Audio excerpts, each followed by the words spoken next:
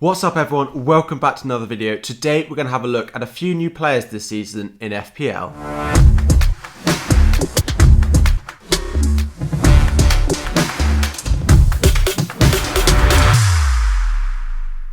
What's up everyone, so as I mentioned in the introduction, we're going to have a look at some of the new players to FPL this season that we haven't been able to pick before. Now, there are two reasons for this. We've either got promoted players, so we're going to pull out some of the options that we've got from the three new teams in the league in Brentford, Norwich and Watford that maybe you are considering for your teams but are less familiar with, and we'll talk through them a little bit. Or there are new signings to the league. So there's been a lot of active transfers in the window recently especially, and we're going to talk through some of their aspects and their prospects in the league. Now, they're not all positives, and there are a couple in here which we might talk about which are highly owned or people are considering owning that I don't think we should be going with for game week 1, and we'll get through those as well. But we're going to go through 10 of the new players in the league and discuss whether I like them as FPL assets or not. So let's get into them. The first one that we're going to talk through comes from one of the biggest signings in the league, and that is Jadon Sancho coming to Manchester United. Now, he's been priced at £9.5 million, which is a fair price. It's what I expected him to come into. Now, if we think about where he sits in comparison to some of the other Manchester United assets that we've got, Bruno Fernandes up at 12 million. Okay, you save £2.5 million on going with him. He's the same price as Rashford, who we've heard is going to be out for the start of the season, but he is more expensive by 2 million than Mason Greenwood. Now, for me, at the start of the season, I do like to go with proven players. Now, I can see why people are considering going with Sancho in their team. However, given what we've heard with Rashford and that Cavani may not be ready for the start of the season, I don't quite know whether going for Sancho is worth it over going Mason Greenwood if you can't afford Bruno Fernandes. Now, for me, Fernandes is the Manchester United asset to own. He's in my team at the moment. But Greenwood has definitely shown that when he gets starts in the league, he can score goals and get assists as well. Sancho was very good in the Bundesliga, there's no doubting that. He got 20 attacking returns in 26 games for Dortmund last season, as well as performing quite well in the Champions League. He's also likely to start. They've spent a lot of money on him and Rashford's out, so there's no chance that he doesn't go into that starting lineup for United. However, £9.5 million I just think is a bit too much for me to be paying for him. 10 million you could get Son, who I think from game week 2 has nicer fixtures and is a proven FPL asset. And then if you wanted a Manchester United player, I would be going with Bruno Fernandes or Mason Greenwood. Now, Sancho definitely has potential, so I'm not saying don't own him at all. But for me, he's a no-go for game week 1. I want to see exactly how he slots in and everything like that. So I can see him being a good asset for throughout the season. But for me, Sancho is not a player I'm considering owning for game week 1 because of his price. The second option that we're going to have is new signing in defence, Kante for Liverpool. Now, he comes in at 5.5 million, which seems quite cheap in comparison to some of the Liverpool players. It could be the cheapest way into the Liverpool defence. Now, it's not 100% confirmed who will be starting in defence for Liverpool, which is where the little bit of a question mark comes in. We don't know whether it will be Van Dijk and Gomez, whether they'll keep Phillips in there until those two are back fit, or Kante will go straight in there. Now, we've seen pictures of him in pre-season. He looks like an absolute beast. Imagine him playing alongside Van Dijk as well. It could be a really hard defence to break down with Robertson and Trent in there as well. I expect Liverpool to improve on their defensive form from last season where they only kept 12 clean sheets. They kept 15 the year before, so I expect them to be much closer than that. So if Kante is starting for Liverpool every week, I think 5.5 million for an option in their defence could be a really good option. There isn't that much attacking threat from him. He doesn't score that many goals, but there is potential given the set pieces that we have from the likes of Trent and Robertson that goal tally goes up a little bit. There's a really nice start to the season for them. We've seen that with all the Liverpool assets, Norwich at home, Burnley at home, Palace and Brentford. So if he is starting for them in pre-season, it's worth just keeping an eye on. If we think he's going to start for game week 1, he could be a really nice differential to own. So Kante at 5.5 is someone worth considering for sure. Next up, we have a midfielder coming from a newly promoted team. So we've gone through 2 new signings and now we have Sarr at 6 million. I've mentioned him in a few of my videos, but I think he has potential to be a really nice option for us this season at 6 million. He got 13 goals and 5 assists in the Championship last season, mainly because he was playing right mid rather than the right wing that he's more sort of threatening from. He did get Watford's Player of the Season, and he's proven with both the Premier League form and Championship form. So he was in the Premier League before when Watford got relegated and performed performed very well, including a hat-trick against Liverpool, and now has performed in the Championship, and there's a chance he's on penalties as well for Watford. 6 million as a midfielder, so we get that extra clean sheet point, that extra point for the goal if he is on penalties playing as a midfielder. And the opening fixtures are okay. The first three potentially a little bit more difficult, but after that it gets very nice. So I think he could be a really nice sort of cheap enabler in my team. He is in my team at the moment. I'm not quite sure whether I will start with him, but at the moment I like him as a 6 mil option, and I am considering starting the season with Sarr. Newly promoted with Watford, but we do know what we're going to get with him. Just before we dive into the next ones, join the league code down below. That will give you free entry into my prize league for every month, and it is, of course, for subscribers only. Next up, we have another newly promoted player who is highly owned, Ivan Toney of Brentford. Now, he comes in at 6.5 million. I think one of the key things to mention is that there are virtually no other forwards we are considering at this price range. 6.5, last season there were a lot of options like Watkins, like Wilson, Bamford, all coming in at this price. But this season there's virtually no one, which makes Toney $1 million cheaper than if you want to go up to those strikers who performed well last season. He got Brentford's player of the season. He was the Golden Boot winner in the Championships. He's on penalties as well. So basically that Brentford team got promotion because Toney put the ball in the back of the net so many times. And I expect that to be the strategy for them this season. He got 0.9 attacking returns per game, which is crazy. Now, I don't expect him to keep that up to such a high level in the Premier League. But if he can even get, I suppose, halfway to that this season, he could be a great asset to own. So he's in my team. I can see why so many people want to own him. The start of the season is okay. It's not that great. They have a few difficult defences in there, especially from game week 3 to game week 6. But until we see some of the other options that we could go with, a highly owned Ivan Toney is definitely someone I would be considering if you don't own him already. Next up, we have Wendo coming in from Aston Villa. Now, the first Aston Villa player on this 6.5 million. We'll get to maybe my favourite signing later on for Aston Villa, but for now, Wendo 6.5 million is definitely a player that I think a lot of us are considering.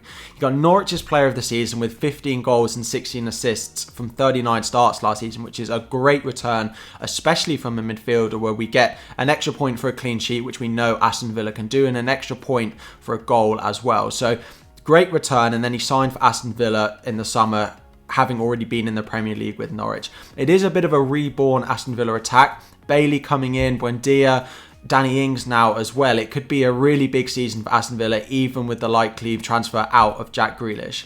It's a good start to the season, especially those first three fixtures, Watford, Newcastle, Brentford.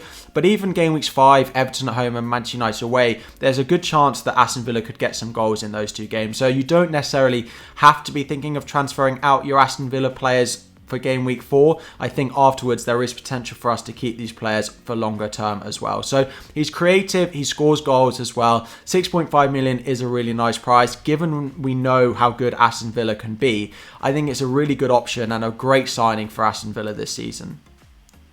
Next up, we have Ben White coming in to Arsenal at 4.5 million. Now, he was at Brighton last season. He had a great season with them, Brighton keeping a lot of clean sheets and being very strong defensively, particularly towards the end of last season. Now, I don't necessarily love the Arsenal defence from a clean sheet point of view. However, they did concede the third fewest goals last season out of any team in the league, only behind Chelsea and only behind Manchester City. So two great defences ahead of them, and then Ben White going to Arsenal and hopefully improving that defence a little bit more. He should be a 4.5 starting defender for Arsenal, so great that we have another option in that 4.5 bracket for them. So straight away he is worth considering. It's just that he lacks that little bit of goal threat, which is a bit of concern for me. So he pretty much only has clean sheet potential and then maybe a few bonus points if they don't score that many goals, but it isn't going to be sort of 10-15 pointers from Ben White with that lack of goal threat that he really has. Opening start to the season is okay for Arsenal. Brentford away in game week 1, Norwich at home in game week 2, and Burnley away in game weeks 5 are probably the three fixtures that you would look to target. But with White being 4.5 million, you could easily put him on your bench for game weeks 2, game week 3, and play him in those other fixtures around that. So given his price, given how good Arsenal were at conceding goals at the end of last season, I think he could be an option worth considering. It's worth looking at other defences as well, but with the injuries that there have been, particularly in that Brighton defence potentially, and Ben White making making that defence a bit weaker, I think he is an option that is worth considering for the start of the season.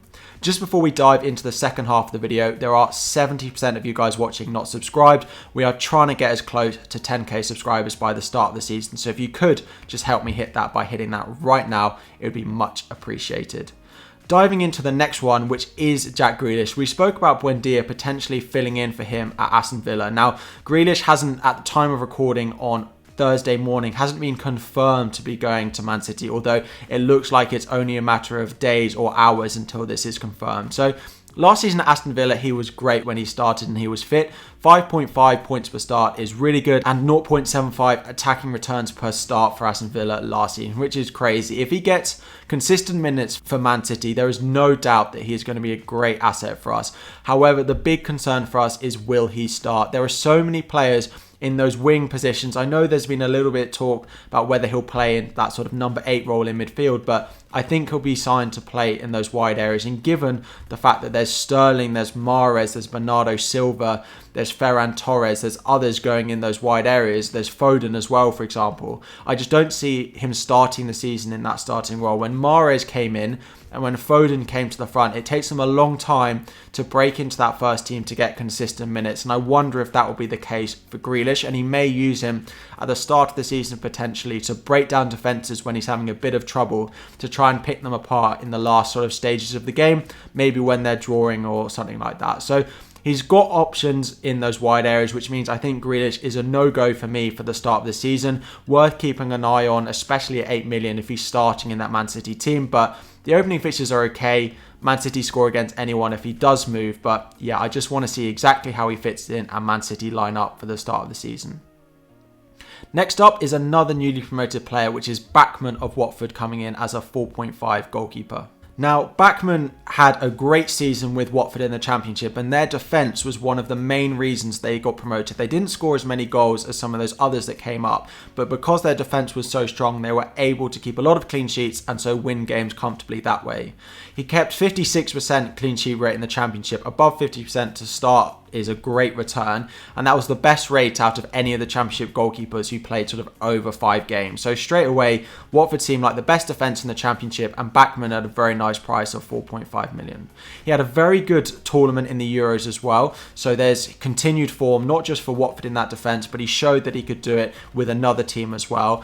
And newly promoted goalkeepers normally make more saves than those goalkeepers who are new to the league, potentially with a strong defence. So I think Backman at 4.5 million has the potential to be a very explosive goalkeeper with clean sheets, but also save points on top of that. So with their opening fixtures with Aston Villa, Brighton, Wolves, Norwich, Newcastle all in the opening 6 games, I think Backman at 4.5 is a real option to consider. He's the goalkeeper in my team at the moment, and there'll be an updated draft video coming for you all on Friday evening, so watch out for that. But 4.5 million, it's either him or Sanchez of Brighton going in my team, and at the moment, this man has got the nod in goal for me.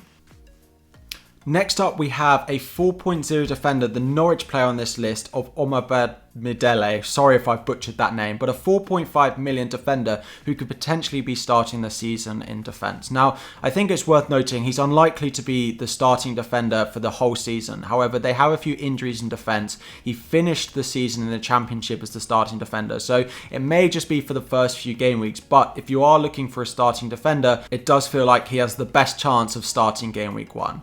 Now, they kept the 4th most clean sheets in the Championship, so they were an okay defence.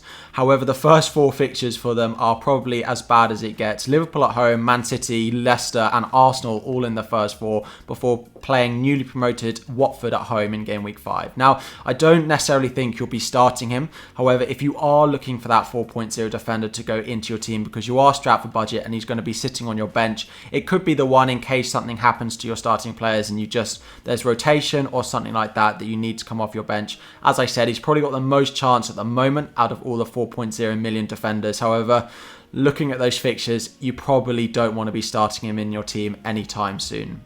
So worth considering if you have that spot, but not to start in your team. The final name on the list, and probably the most exciting new transfer that I've got on this list, is Danny Ings, 8 million, moving from Southampton to Aston Villa. Now, I was so happy. Well, I was so excited when this transfer went in. He's gone straight into my team potentially. Can't quite fit him in with the budget at the moment, but I really want him in my team. He's a very clinical striker. I think we know that. When he gets chances, he scores goals. 22 goals in the 2019-20 season when he was fully fit and scoring and playing for Southampton, and he's likely to be on penalties as well. The one thing with Aston Villa last season, they used to create a lot of chances, but Watkins, although he's a great striker, wasn't as clinical as potentially he could have been. So if you add Danny Ings and how clinical he is, how good at finishing he is, on top of the chances that Buendia, the likes of Bailly, the likes of Watkins could potentially be creating for him, just means I think he has potential to be a crazy asset for us this season. The first three could be an absolutely brilliant way for Ings to start playing alongside his Aston Villa teammates, with Watford away, Newcastle at home and Brentford at home. Now, of course, he's injury prone. Of course, there's a chance he's not ready for the start of the season, how late this transfer has happened. However, if it does go through in time and he is playing with them and ready to start game week 1, then I think there's a real chance at 8 million Ings could be a diamond for us this season. So those are 10 new signings, and there may be more close to the start of the season if, for example, Chelsea sign a striker, if Harry Kane goes to Man City, for example. But at the moment, those are 10 players that I would consider, and whether I like them or not in these new signings and newly promoted teams as well. I hope you've enjoyed the video. Of course, between now and the start of the season, there are a new video every day, plus live streams as well. The first one will be this evening, Thursday, a few hours after this video goes up. So if you do want to join in and come and say hello and get your questions answered live, make sure to do that. But of course, if you could just like the video, help me out a little bit, and subscribe with notifications to get those reminders on those live streams, it would be much appreciated. But that's all we've got time for today, and I will see you all tomorrow.